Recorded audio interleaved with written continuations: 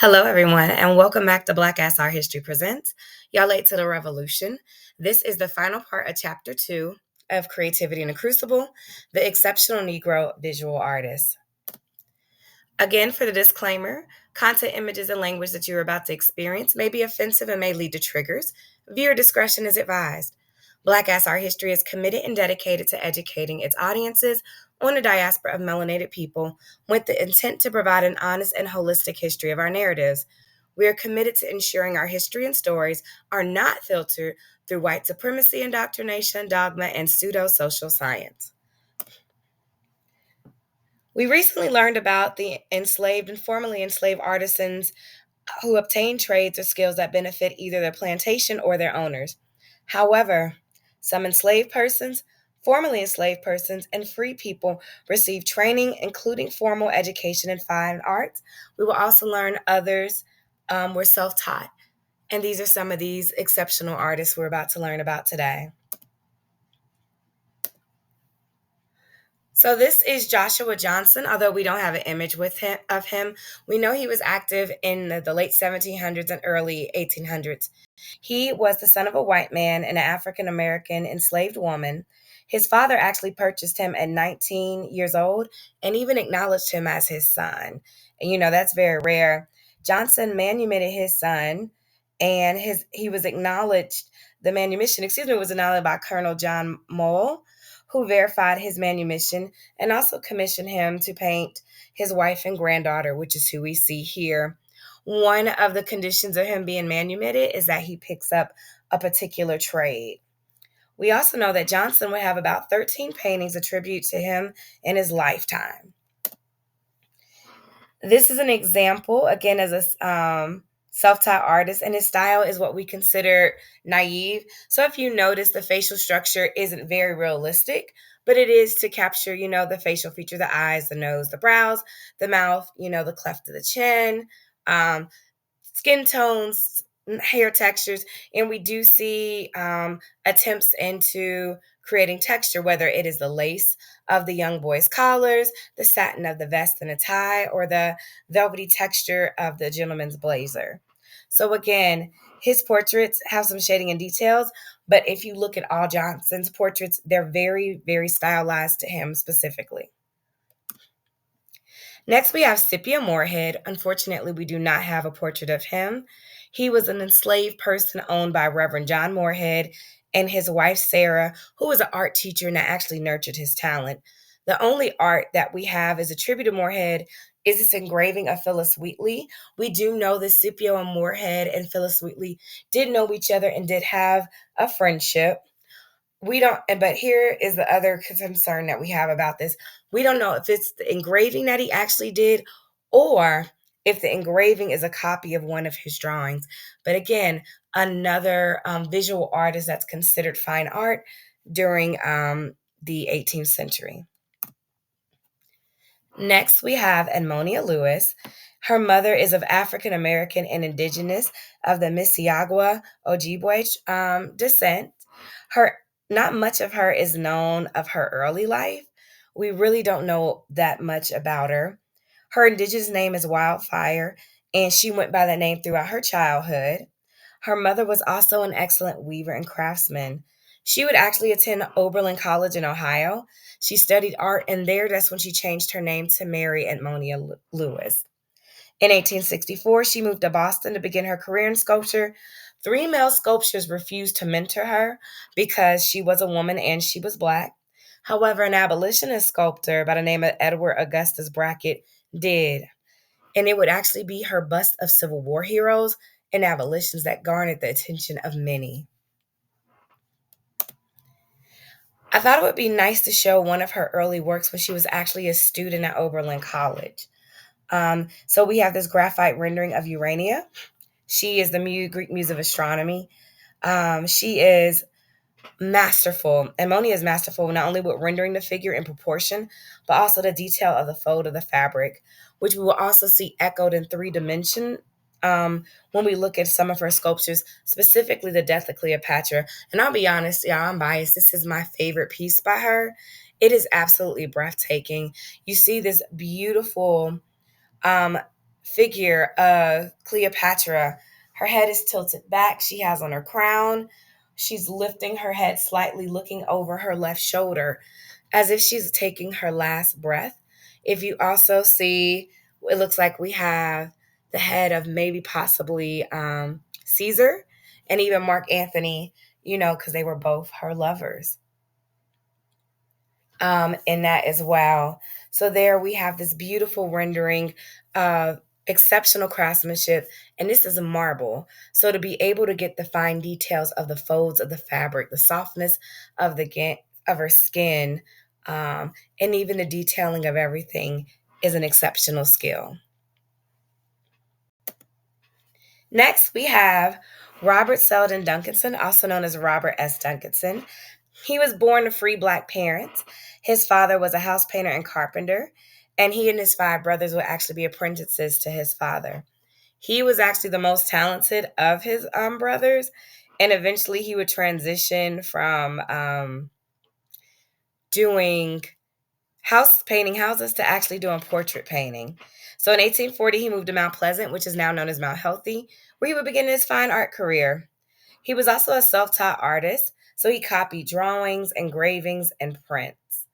And he continued to develop his skill. Landscape at this time was a highlighted genre, especially from 1830 to around 1900. And in Duncanson encounters a well known landscape artist by the name of Thomas Cole and also the Hudson River School artist with the landscape painting.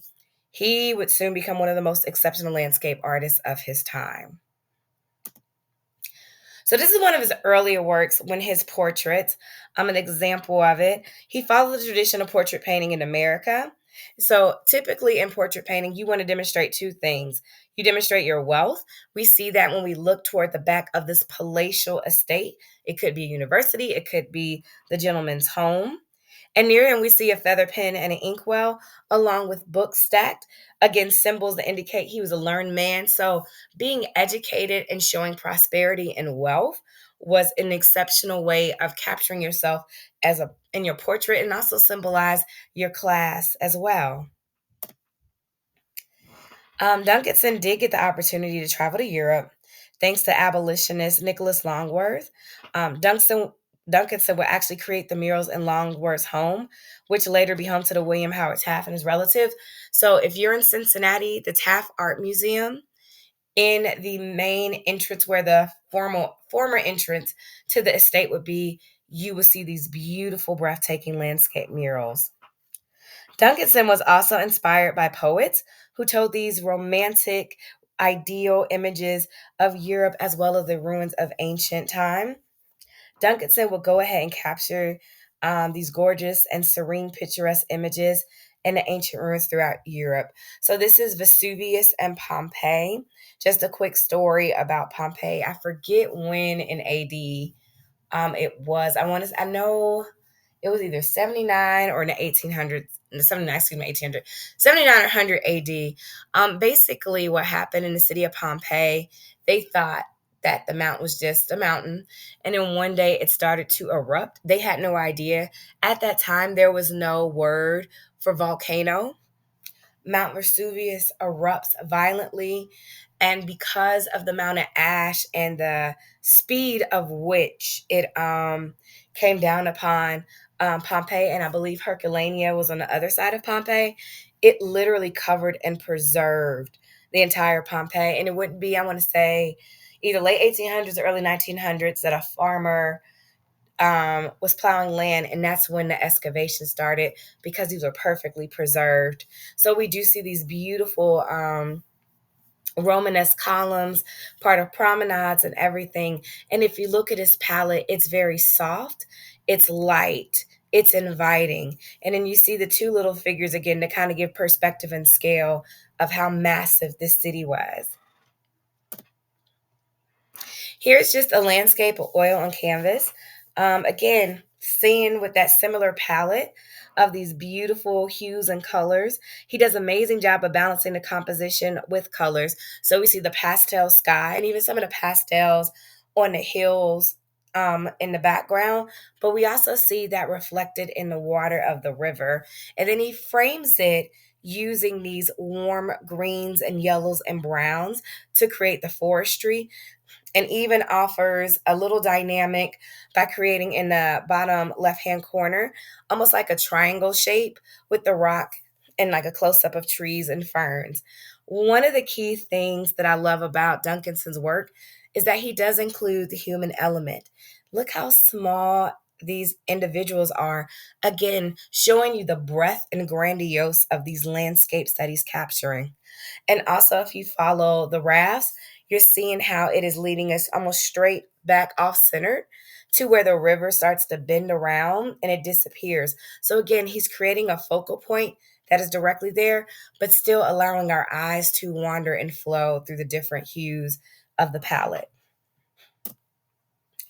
So, now, although photography wasn't considered fine art at this time, it was considered a mechanical art. For the sake of this, I want to include this because photography does become fine art later on. So this is Augustus Washington. He was born in Trenton, New Jersey, and he would attend Dartmouth for 1 year and learn daguerreotype photography. So daguerreotype is named after Jacques Louis Monde Daguerre. He is like the founder of photography, and the daguerreotype was his particular process in order to capture photographs. He would move to Hartford, Connecticut, and open the daguerreotype studio, and he specifically taught Black students photography. So not only is this free man opening a business, he's also educating the future of it.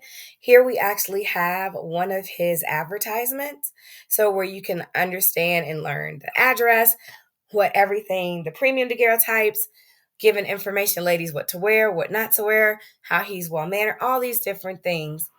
And in 1853, he and his wife Cordelia and their two children moved to Liberia, along with thousands of other African American. Remember, in the mid 1800s, there was a group of um, white clergymen that had the American Colonization Society, and they had taken land in Africa and created the nation Liberia to help African Americans return back to Africa. And Liberia was that space. So, this is an example right here of the infamous John Brown. So, if you don't know, John Brown was the one that was ride or die abolitionist for African Americans who would sacrifice his life for the sake of all, for humanity having equal rights. So this is a daguerreotype. If you notice that the photograph is like a plate, and they come in these beautiful crushed velvet books with these gold frames. So having a photograph was a big deal, but it was also very beautiful, and also again a sign of that you had a little bit of coin. So while in Liberia, he would take these beautiful images of some of the leaders, the colonels, the vice president, all the dignitaries is there. And that is where Augustus Washington would actually pass away um, over in Africa. And continue with photography with another Cincinnati Connect. We have James Presley Ball. Born in Frederick County, Virginia, he learned a daguerreotype photography from John P. Bailey, who was a free colored man. So again, photography became one of these things as a skill that African Americans picked up on and were able to establish their own spaces and studio. His first studio opened in Cincinnati. It was not successful in 1845. However, when he opened the second one with his brother, Thomas Ball, it became a huge success. His original studio was located at 4th and Plum. He would also hire Robert S. Duncanson, the landscape artist we just learned about, to also color in some of the black and white portraits to those that wanted to have color. And it was Ball's Dargarian Gallery of the West is what would happen. And in 1870, he would actually dissolve his partnership with his brother, and then him and his sons would open multiple studios, and they migrated west to the Missouri. They opened a studio in Helena, Montana, and California, and then finally in Hawaii, where he was laid to rest. So these are just examples of his photography. Again, photography become an important and impactful art form as it will allow African Americans not only to share and capture memories, but importantly, it was a medium that allowed Black people to capture their humanity while juxtaposing the stereotypical images that emerged from the racist minstrel shows and advertisement. Another painter we have is Henry Osawa Tanner. His father was a free Black man and the pastor of an AME church, and the mother was either a free woman or enslaved. There's back and forth stories that we don't know. He actually had formal training and attended the Pennsylvania Academy of Fine Art. He was the only Black student. He would briefly teach at Clark College, which is now Clark Atlanta University. And by teaching there, he was able to get funds and he would study at the Académie Julian in Paris. And Tanner actually just stayed in Paris. He loved Paris. At this time, Europe was, I think, fascinated, especially in the 1900s, 1910s, 1920s, especially with the Harlem Renaissance occurring. Europe became fascinated with Black creatives and they were welcomed there. However, Tanner did briefly return to the United States, and it was during this time he created his most recognized and well known piece, which is the banjo lesson. This is a beautiful painting showing the intimacy between a grandfather and his grandson in a home. The colors illuminate the grandfather and child, drawing your focus into them. So, again, you see these beautiful strokes, almost blurs of the pastel colors. You see, like Naples yellow, Prussian blue, white, and then you see the browns too kind of echo, keeping with that same palette. His palette is very limited, so he just uses shades and tones of the different colors that he has to create the image. And again, it's also highlighting a pastime that comes from West and Central Africa and the Caribbean, which is the banjo. The banjo has evolved from many long neck stringed gourd or instruments, but they were used as singing instruments as well as talking instruments, but more importantly, keeping the tradition and musicality of the ancestors. So Tanner painted a wide array of paintings, but some of his most breathtaking work is actually his religious pieces. Tanner would select some of the most exciting narratives from the Bible. This is one of the Annunciation, not only illustrated Tanner's skill in creating a dynamic composition of Mary being informed that she would be carrying the Savior of Jesus Christ, but traditionally, we see a human figure that stands in for Gabriel. Tanner has made it even more dramatic by often creating a vibrant ray of light and elongated shape, almost of a very thin human figure, but again, to magnify and represent the divinity of God's angel. So let's do a quick recap. Before the Emancipation Proclamation, a few enslaved persons did receive some training in the fine arts with the idea that they were the exception or the magical Negro. Free Black persons had the opportunity to not only receive apprenticeship and training, but even attended universities and traveled abroad to study fine art. Although these artists and photographers were exceptional, they were still confronted with racism both in the United States and abroad. These early African American fine artists would create some of the most remarkable and skilled work that would impact the history of art in the United States. So, thank you all. That's the end of chapter 2. Stay tuned as we get ready for chapter 3. And I'll see you next week. Peace.